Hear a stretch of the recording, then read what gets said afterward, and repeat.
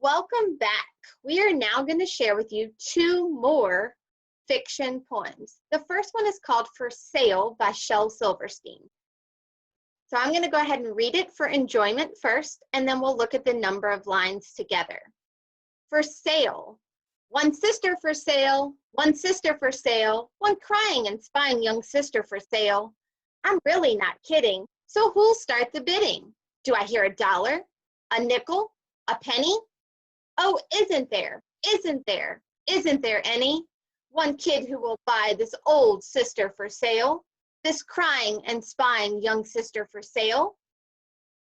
Go ahead and pause your screen and number the lines in this poem.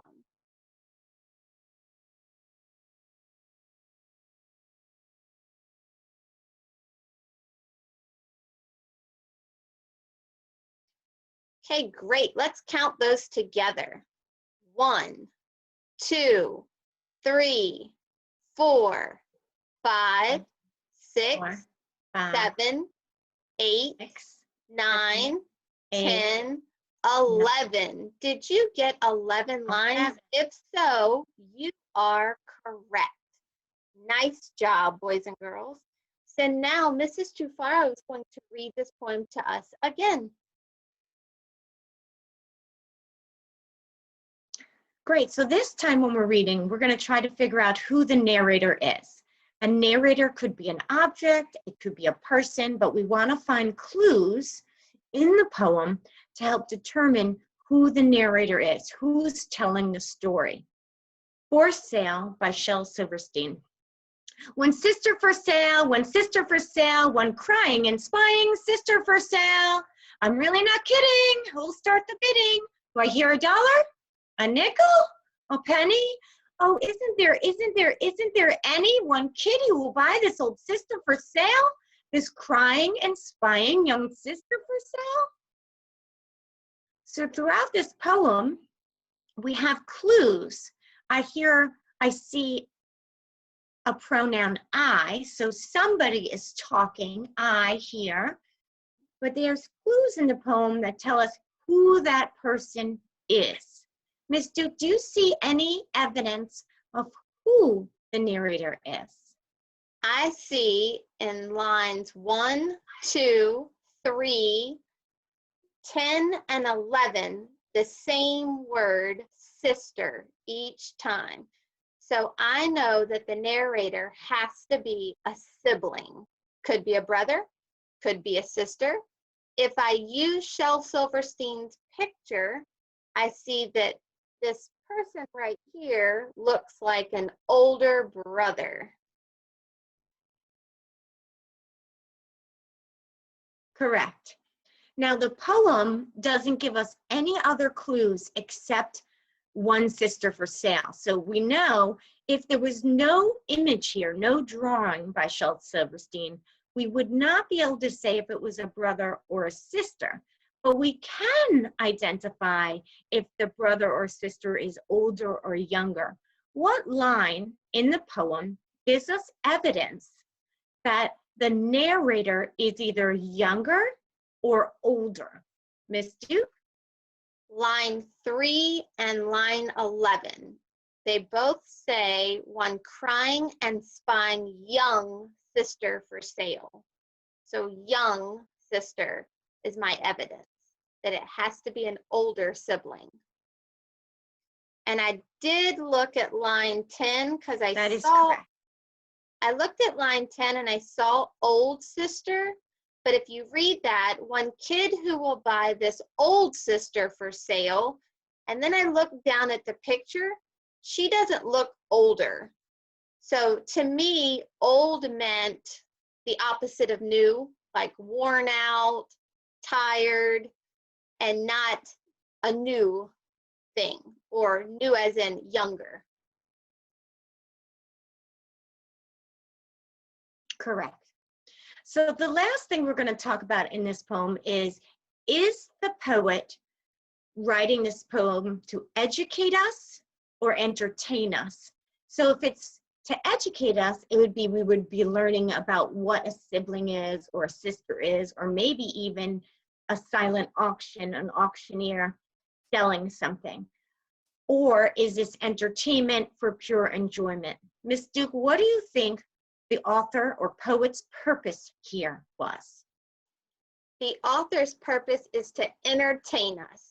And for anyone that has a sibling, you know that sometimes your sibling, even though you love them so much, sometimes can bother you. Sometimes you want to be doing things on your own and they won't let you.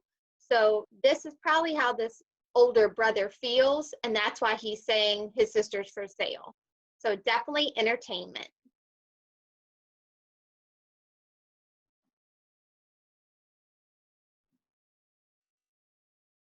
Okay, so we hope you enjoyed listening to For Sale. Again, I will upload this onto our parent material guide so that you can practice this poem. And then we're going to share one more with you. We've talked about two that had people as narrators. So now let's listen to the third poem and see if you can figure out who the narrator is.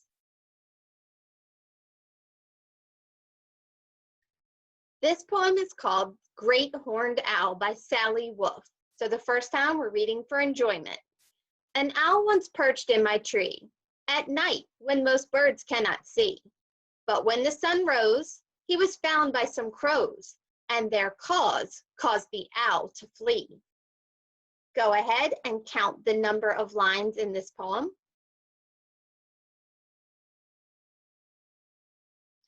Did you get 5? If so, you are correct. Nice work. Mrs. Tufaro, will you read this poem again? Great Horned Owl by Sally Wolf. An owl once perched in my tree at night when most birds cannot see. But when the sun rose, he found by some crows, and their caused the owl to flee.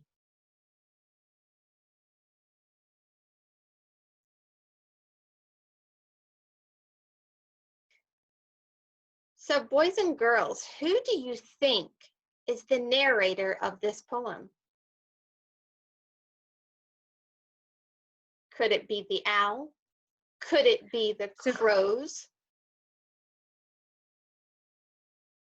Mrs. Tufaro, who do you think is telling this poem? So when I read it, the title kind of makes me think it's going to be the horned owl telling the story. But when I read it, the first line says, an owl once perched in my tree. So that pronoun my, describing whose tree it is telling me the tree, I think, is talking. Let me read it again. I think it's the tree telling the story. An owl once perched in my tree at night when most birds cannot see. So my tree, it is the tree telling the story of the owl sitting there at night, and then when the sun came up, the crows kind of shooed him away. So narrator is actually an object in this case. Right, excellent. And we know trees cannot talk, but like Mrs. Tufaro said, narrators don't always have to be living things in poetry. Right, they could be an object, like, well, we know the tree is living, but the tree doesn't normally talk.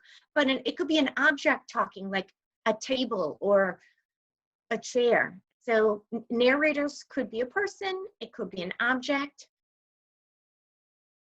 either or. So next thing we're going to talk about is, does this have another poetry element in it? Did anybody hear anything else that sometimes is found in poetry? Miss Duke? Well, I noticed that this poem is a rhyming poem. And if we look at this, I saw tree, see, and flee all rhyme. And then rose and crows rhyme. So this is definitely a rhyming poem.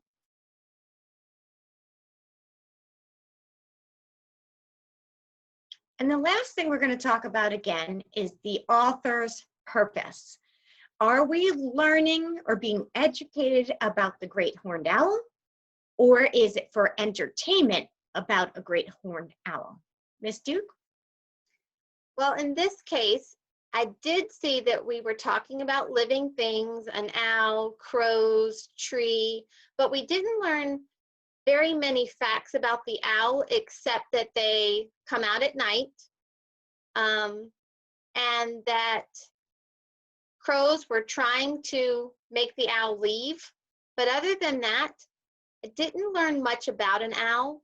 So I would say this is definitely another poem for entertainment and how the tree is giving us its point of view.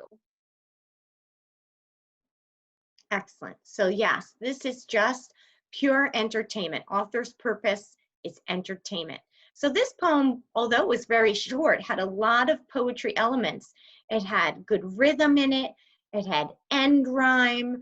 It had a narrator, which was a little unusual, a tree, and it was entertaining.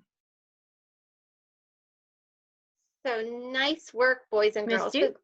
So nice work, boys and girls. The last three poems that we have shared with you, you heard one from a player's point of view. You heard one from an older sibling, and then now a tree. So in this case, all three were living things. You will be reading other poems, like the concrete poems we shared last week. Those were not living things that were being described. So we're going to share with you now a fourth poem that actually is a narrative poem. It will tell a story.